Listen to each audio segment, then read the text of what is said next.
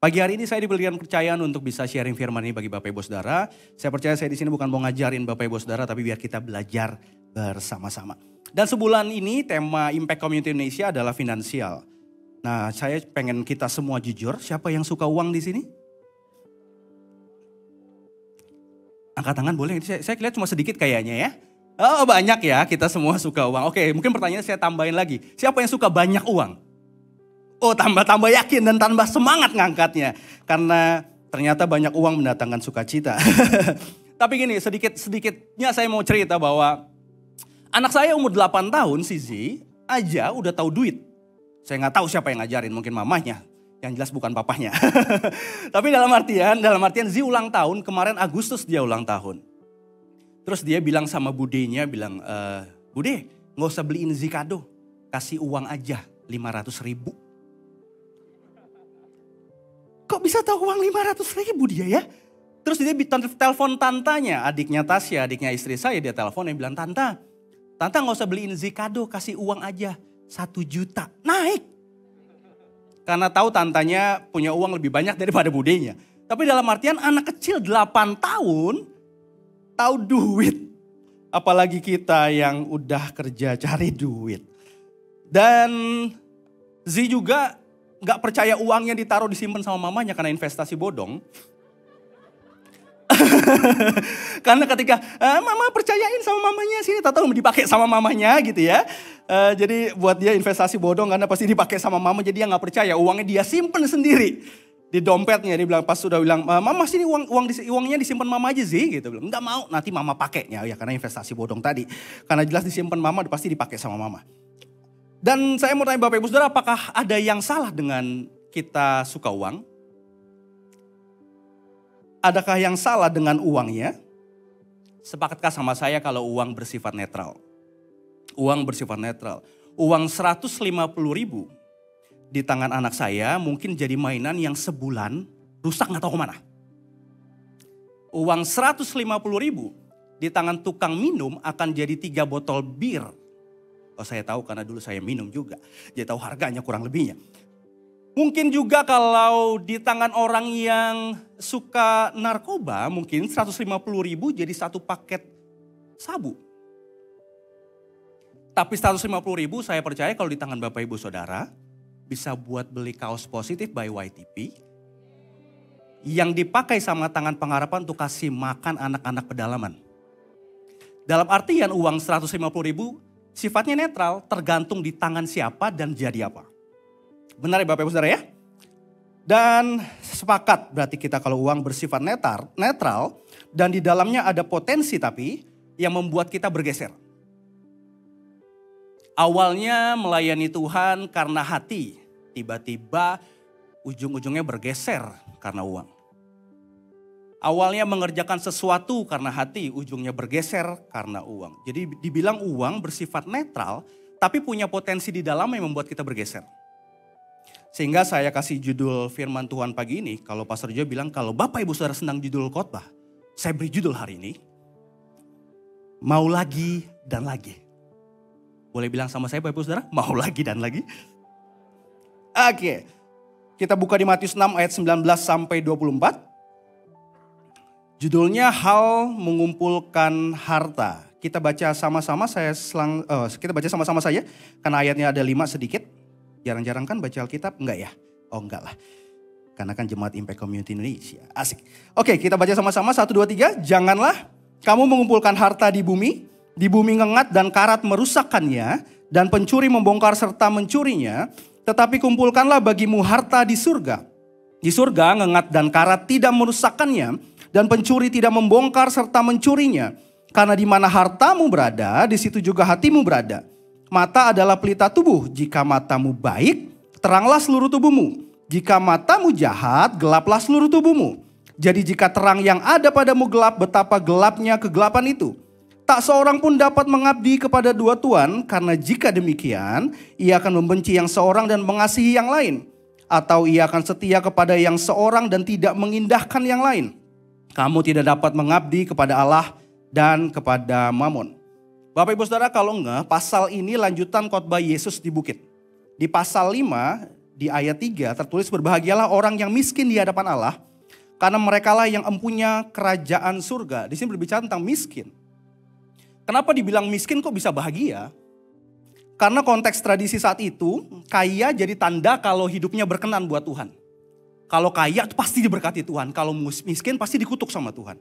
Pasti gak layak. Jadi patokan kekayaan zaman dulu jadi patokan diberkati Tuhan. Walaupun keterusan sampai hari ini. Sebenarnya salah.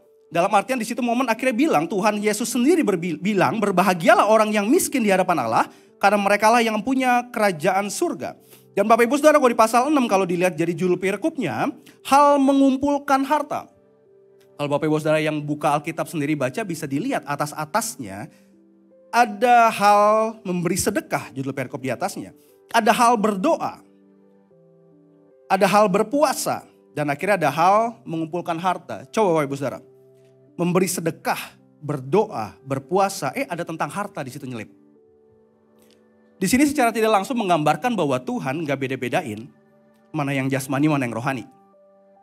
Gak beda-bedain. Karena berbicara tentang rohani dan jasmani dibedakan, bisa aja kita minggu semua benar, kayaknya kudus banget, begitu Senin sampai Sabtu. Nah begitu deh. Kalau dibeda-bedain antara yang mana rohani yang jasmani ya gitu. Makanya Tuhan ngajarin dengan jelas dan gamblangnya bahwa semua sama pentingnya. Jadi ketika kita berdoa, ketika kita memberi sedekah, ketika kita berpuasa dan ketika kita tentang uang dan harta sama pentingnya buat Tuhan bagaimana kita memperlakukannya. Yang pertama, di ayat 19 sampai 20 tadi kita baca Bapak Ibu Saudara bahwa janganlah kamu mengumpulkan harta di bumi. Di 20a-nya tetapi kumpulkanlah bagimu harta di sorga. Saya bacakan di Alkitab mudah dibaca. Jangan menimbun harta benda di bumi untuk diri sendiri. Ada kata yang hilang di sini. Rayap dan karat akan merusakkan harta benda di bumi dan pencuri dapat masuk ke rumahmu dan mencurinya. Jadi simpanlah hartamu di surga. Harta di surga tidak bisa dirusakkan rayap dan karat dan pencuri tidak bisa mengambilnya. Jadi kita sepakat ini bukan, ayat ini menulis bukan tentang menyimpan hartanya. Menimbun hartanya, bukan tentang itu. Kenapa? Karena Tuhan gak menentang kalau kita mengumpulkan harta. Karena Tuhan sendiri di firman Tuhan di Amsal tertulis bahwa belajar sama semut. Kerja keras, mengumpulkan. Menyediakan rotinya di musim panas, mengumpulkan makanannya pada waktu panen. Tapi di sini yang Tuhan ajarkan adalah yang hilang tadi katanya. Untuk diri sendiri. Semua tentang aku dan untuk aku. Ini berbicara tentang ketamakan, yaitu kehausan untuk mempunyai lebih banyak lagi, mau lagi, dan lagi untuk diri sendiri. Padahal yang kita kumpulkan adalah sifatnya sementara. Sekarang rayap nggak ada sih, karat juga aman, bisa nyimpen uang pakai kripto. Bisa nyimpen uang pakai e-money dan lain-lain. Jadi kayaknya ayatnya gak cocok buat sekarang Lex. Tapi bukan berbicara tentang rayap dan karat, ini berbicara bahwa ini sementara. Bukankah kita pernah melewatinya zaman pandemi kemarin bahwa uang kita gak ada artinya yang dikumpulkan kalau gak sehat. Bukankah kita ngalamin bahwa uang kita gak ada artinya kalau ternyata kita gak bisa tanda kutip menyelamatkan yang kita kasihi untuk bisa hidup sama-sama kita.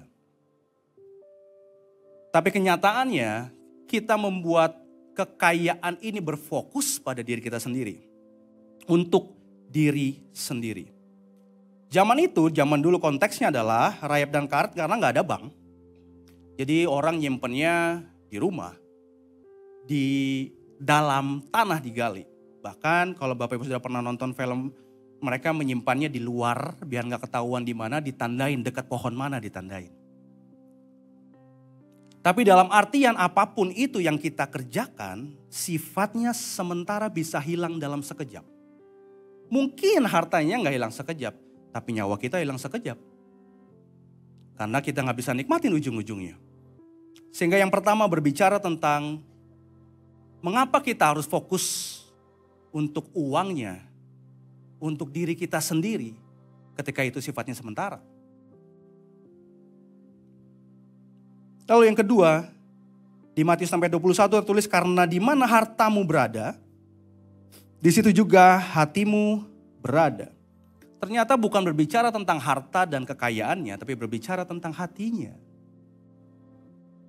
Hati yang terikat saya tulis. Ketika yang pertama berbicara bahwa ketika kita uang ada di depan kita dan kita cari uang terus menerus untuk diri kita sendiri. Selanjutnya itu menandakan bahwa hati kita terikat kepadanya. Mungkin Bapak Ibu Saudara kalau nonton YouTube atau Instagram atau TikTok. Sekarang lagi banyak ada anak muda cek. Outfit lo hari ini berapa harganya dari atas ke bawah? Benar Bapak Ibu teman-teman yang masih muda-muda pasti ngeliat ya. Outfit lo berapa hari ini dari atas? Oh ini topi gue 2 juta, jamnya 200, kaosnya. Semua tentang harganya dipakai disebutin. Terus dikasih jumlah totalnya. Outfit hari ini 130 juta. Ganti-gantian lagi kontennya. Di sosial media semua orang, hampir semua orang memamerkan apa yang mereka punya. Flexing. Memamerkan apa yang mereka punya, yang mereka dapatkan dari pekerjaan mereka kah? Atau dari yang lain mereka memamerkannya. Karena kenapa? Menggambarkan bahwa kita tertarik ke sana untuk nonton. Jadi kalau bisa dibilang algoritma sosial media, kalau dipamer-pamerin gitu, banyak yang nonton. Itu menarik orang untuk bisa ikut bisnisnya, menarik orang bisa ikut sama hal-hal yang ditawarkan. Karena kebanyakan kita hatinya terikat di sana. Bahkan di Amplified Bible-nya tertulis bahwa ngomongin hati, itu ngomongin harapan, keinginan, dan pusat hidup. Di dalam kurungnya tertulis. Harapan kita, keinginan kita, dan pusat hidup kita. Kita bisa nyanyi Tuhan kau pusat hidup kami, tapi apa yang kita kerjakan ternyata demi uang. Hati kita terikat di sana. Dan kita diciptakan sebenarnya Bapak Ibu Saudara untuk menikmati dan mengasihi Tuhan. Kita diciptakan untuk menikmati dan mengasihi Tuhan sehingga ada lubang kosong dalam hati kita yang cuma bisa diisi sama penciptanya. Sekali lagi Bapak Ibu Saudara. Kita diciptakan untuk menikmati dan mengasihi Tuhan sehingga ada lubang kosong dalam hati kita yang hanya bisa diisi sama penciptanya. Yaitu Tuhan. Jika tidak, kita akan menikmati dan mengasihi yang lain. Dan kenyataannya sayangnya kita nggak sadar, kita mencari kepuasan yang bukan di dalam Tuhan. Kita mencari kepuasannya di dalam keuangan kita. Uang jadi alat untuk kita mencapai apa yang kita inginkan. Yang membuat kita jadi hatinya pada uang, suasana hati kita bergantung sama seberapa banyak uang yang kita miliki. Sambil sama-sama kita introspeksi diri, ngaca sama-sama. Sejauh mana uang ini mempengaruhi hati saya.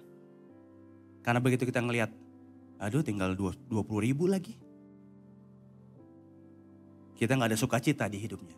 Hati kita seakan-akan langsung gundah gulana hari ini. Tapi kalau orang-orang yang hatinya terikat sama Tuhan, mau uangnya berapa aja happy aja. Karena tahu Tuhan yang pelihara. Yang ketiga selanjutnya ayat 22-23. Mata adalah pelita tubuh.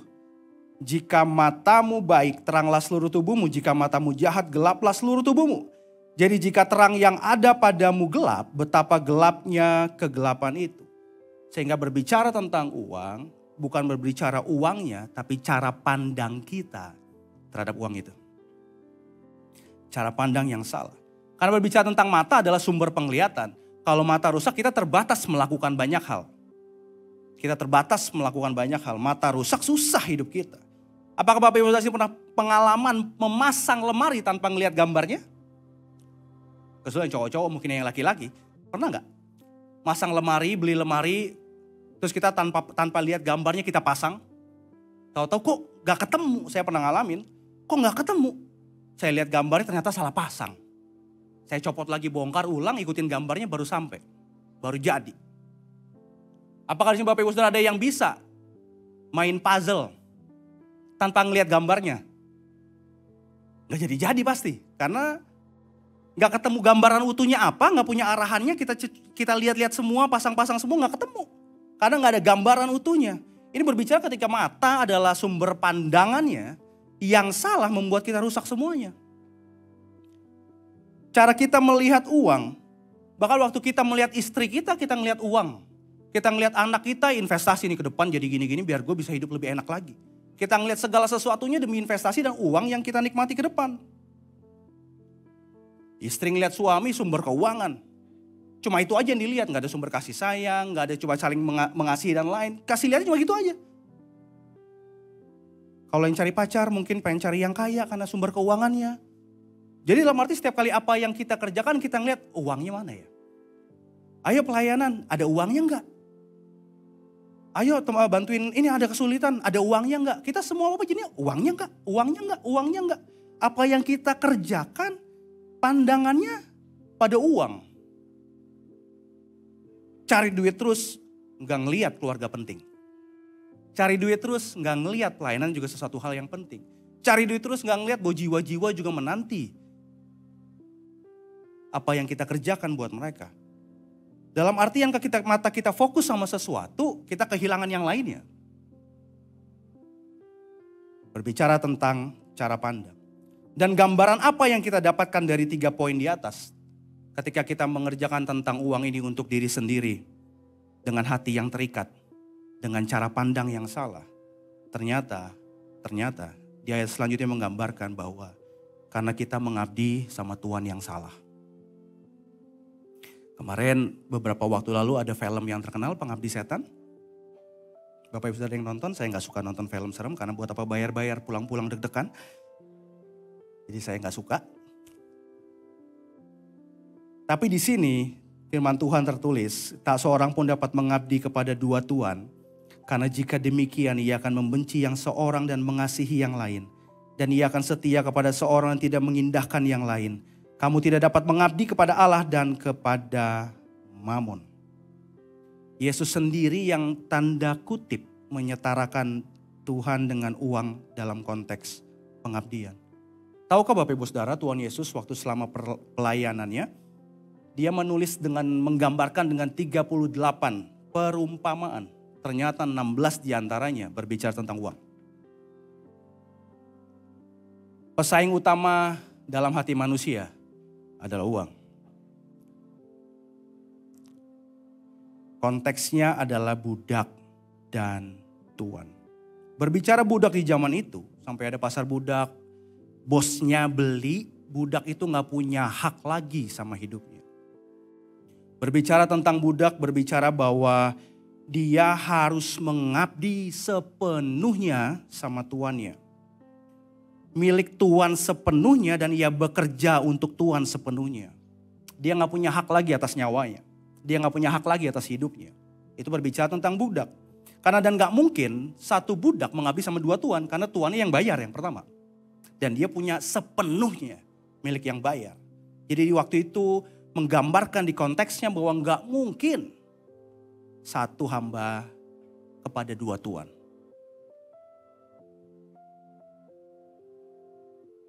Sehingga mengaca sama hidup kita bahwa gak mungkin ketika kita bilang hidupku untuk Tuhan. Tapi ternyata kita hidup dalam ketamakan. Gak mungkin. Ketika kita bilang hidupku untuk Tuhan. Dan ternyata kita hidup demi uang. Gak mungkin. Karena gak bisa kita ada dalam 2 tuan. Mungkin kita bisa mengerjakannya dengan kepalsuan. Mungkin kita bisa mengerjakannya membungkusnya dengan kegiatan kerohanian. Padahal isi di hati kita tentang ketamakan itu sendiri. Karena kamu akan menjadi sama seperti apa yang kamu cintai. Kamu akan menjadi sama seperti apa yang kamu cintai. Dan yang kamu cintai itulah bagian penyembahanmu. Sekali lagi. Karena kamu akan menjadi sama seperti apa yang kamu cintai. Dan yang kamu cintai itu adalah bagian penyembahanmu. Dalam segala ketamakan kita, ternyata ada satu lawannya. Yaitu kecukupan. Rasa cukup. Ibrani 13 ayat 5 tertulis, janganlah kamu menjadi hamba uang. Dan cukupkanlah dirimu dengan apa yang ada padamu. Karena Allah telah berfirman, aku sekali-kali tidak akan membiarkan engkau.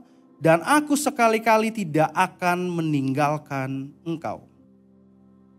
Apa yang membuat kita bisa merasa cukup? Ada di ayat tadi selanjutnya.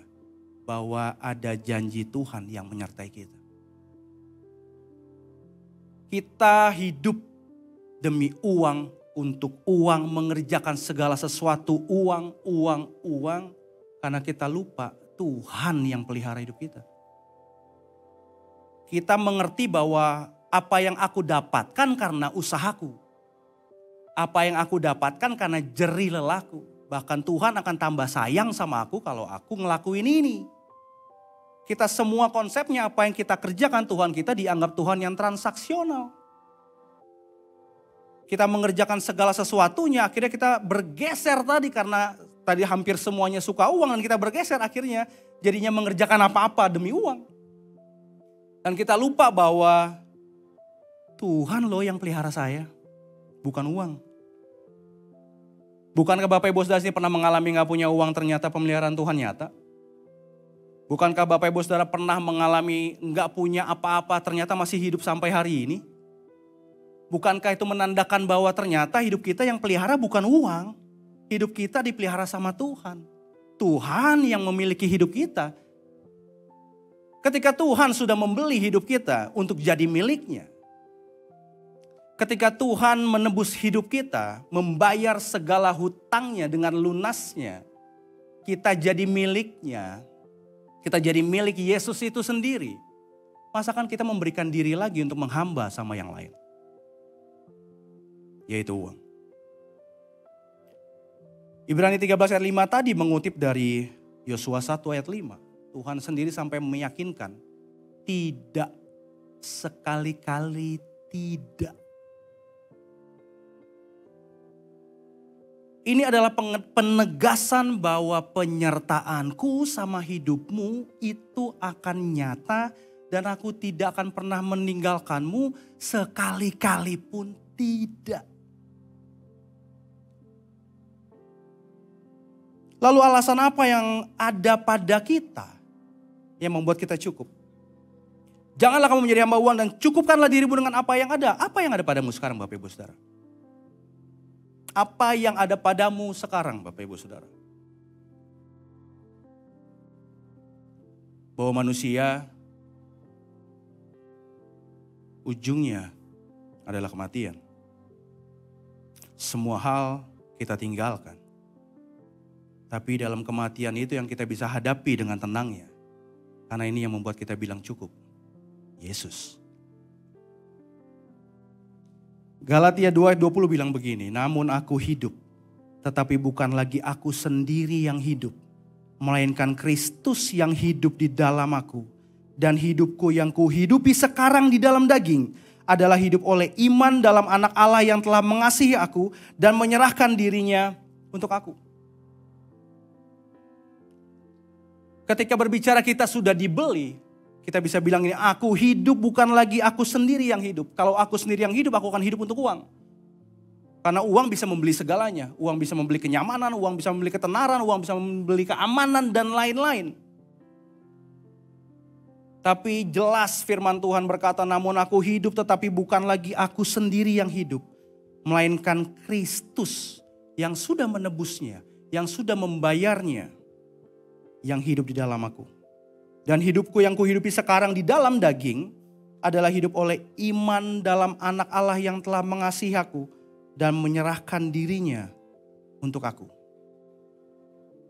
Percayalah Bapak Ibu Saudara, ketika kita belum sampai di titik Yesus cukup, kita akan cari yang lain yang berusaha mencukupkannya walaupun gak akan pernah cukup. Ketika kita tidak berkata dan menikmati Yesus dan bilang, Yesus engkau cukup bagiku. Kita akan mencari dalam hari-hari kita dengan kelelahan, dengan kecapean. Hal-hal lain yang berusaha menutup keamanan, kenyamanan hati kita, ketenangan hati kita. Yang gak akan pernah habisnya. Karena memang kekosongannya cuma bisa diisi tadi sama Yesus. Sehingga ini bisa berbalik kepada kita semua Bapak Ibu Saudara. Apakah Yesus cukup bagi kita? Atau mesti Yesus plus uang 2M di ATM? Apakah Yesus cukup bagi kita? Atau Yesus plus mobil BM seri? Yesus plus istri yang cantik? Yesus plus suami yang kaya? Apakah itu yang ada dalam kehidupan kita? Sehingga kita mesti menyadari bahwa semuanya akan sirna. Kerajaan apapun yang kita bangun di dalamnya, dalam dunia ini akan tergoyahkan. Kecuali kerajaan surga, di mana Yesus yang memerintah. Dan ini jadi panggilan dalam hidup kita. Apa yang hari ini masih kita khawatirkan dan kejar? Apakah tentang Yesus atau tentang diri kita? Tentang kebutuhan kita? Tentang uang dan uang mau lagi dan lagi? Sehingga dilawan tadi. Jangan kumpulin harta yang ada di dunia ini. Tapi di ayat 20 bilang kumpulkan bagimu harta di surga. Berbicara harta di surga apa? Kebenaran kita di dalam Yesus Kristus Tuhan. Dan bagaimana mengumpulkannya? Dengan kita menghidupi di bumi ini. Karakter demi karakternya. Kita sedang menyimpan harta kita di surga. Hari ini Bapak Ibu Saudara. Hari ini Bapak Ibu Saudara. Saya nggak tahu persis jumlah uang di rekening Bapak Ibu Saudara. Gak mungkin juga dipamer-pamerin kan. Saya gak tahu persis apa yang Bapak Ibu Saudara butuhkan dalam kehidupan Bapak Ibu Saudara. Yang hari ini jadi bahan kekhawatiran, bahan kelemahan, dan lain-lain. Tapi biar firman ini ada menguatkan Bapak Ibu Saudara. Waktu kita bilang Yesus cukup bagiku. Gak apa-apa. Uangnya tinggal sedikit gak apa-apa. Yesus cukup bagiku. Ya gak apa-apa, kayaknya apa yang aku pengen gak bisa kebeli, gak apa-apa. Yesus cukup bagiku. Gak apa-apa, mungkin aku dipercayanya masih segini aja dulu, gak apa-apa. Yesus cukup bagiku. Karena ketika kita terus mencari demi hari hal yang di luar Yesus, kita akan kewalahan dan akhirnya ngengat dan karat merusakkannya. Dan akhirnya aku baru nyesel, kenapa aku malah ngumpulin hal yang sementara. Sedangkan ada yang lebih penting di dalamnya. Yesus yang hidup di dalamku. Dan aku hidupi dalam hari-hariku. Sehingga pada akhirnya yang kunikmati, aku bersama dengan dia. Semua jadi gak ada artinya. Bapak Ibu Saudara, Paulus punya semuanya. Punya semuanya. Paulus punya jabatan yang tinggi. Punya keturunan yang bisa dibilang derajat tinggi. Orang yang sukses dan lain-lain. Tapi dia bisa bilang begini. Semuanya kuanggap sampah. Karena pengenalan akan Yesus lebih berharga daripada semuanya itu. Sehingga hari ini apa yang lebih berharga dari Yesus Bapak Ibu Saudara dalam hidupmu? Jika itu uang, kembalilah pada Tuhan. Yesus cukup bagi kita semua. Amin, kita berdoa. Tuhan Yesus, terima kasih mengucap syukur buat firman-Mu pagi hari ini. Mengingatkan setiap kami bahwa Engkau cukup bagi kami Tuhan. Kami gak mau taruh pusat kehidupan kami dengan apa yang kami bisa lakukan. Dengan kemampuan kami mencari uang. Kemampuan kami mendapatkan uang. Kami gak mau menaruh kekuatan kami di dalamnya. Karena itu sementara. Tuhan, kami datang sama Tuhan, ampuni setiap kami jika hari ini kami menaruh uang lebih tinggi daripada Tuhan. Ampuni kami jika hidup kami dalam hari-hari kami mau lagi dan lagi tentang uang, tapi gak pernah mau lagi tentang pengenalan kami akan Engkau. Ampuni kami jika apa yang kami harapkan, yang apa kami hitungkan segala sesuatunya tentang uang aja. Apa yang jadi keuntungan tentang kami aja. Diri kami sendiri pusatnya. Ampuni kami Tuhan. Biarlah hari ini Tuhan kami mau datang sama Tuhan. Karena seberapa pun yang kami kumpulkan, seberapa banyaknya pun yang kami kumpulkan, gak akan membuat hati kami tenang. Karena perlu Yesus yang ada di dalam hati kami. Seberapapun kekayaan yang kami punya ternyata tuh. Banyak banget contohnya di luar sana dunia ini dengan kekayaan mereka. Ternyata mereka gak hidup dengan tenang. Karena gak ada Yesus di sana. Dan biarlah ini ada dalam hati kami. Panggilan ini lembut. Kau memanggil kami untuk kembali pada Engkau. Bukan kepada apa yang ada di dunia ini. Sehingga seperti Paulus, kami bisa bilang, semuanya sampah. Apa yang kami miliki sampah. Apa yang kami kejar sampah. Apa yang kami capai, kedudukan kami, kekayaan kami, anak-anak kami yang lucu, cantik, berhasil dan lain-lain, semuanya sampah. Karena ternyata pengenalan kami akan Yesus lebih berarti dari semuanya. Sehingga apapun yang terjadi dalam hidup kami akan tetap kuat. Karena Engkau sendiri yang menjanjikannya dalam hidup kami.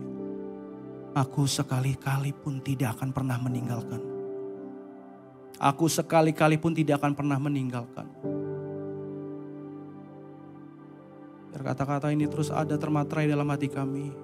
Kami percaya ada Tuhan yang gak pernah meninggalkan kami. Ada Tuhan yang gak pernah jauh dalam hidup kami. Ada Tuhan yang terus mencurahkan setiap kasih dan setianya. Tidak bergantung dengan apa yang kami kerjakan. Dan biarlah apa yang kami kumpulkan, harta kami di surga. Waktu hari demi hari kami ada dalam kesempurnaan di dalam Kristus. Hari demi hari kami berjalan dalam penyempurnaan hidup kami seperti Engkau. Terima kasih Bapak, terima kasih Tuhan. Sehingga kami bisa bilang Yesus cukup bagi kami. Yesus cukup bagi hidup kami. Terima kasih Bapak, terima kasih Tuhan. Hamba berhenti berbicara, tapi biarlah firman itu termaterai bagi setiap jemaat-Mu yang mendengarkannya. Kau cukup bagi kami. Dalam nama Yesus Kristus sama-sama kita katakan. Amin.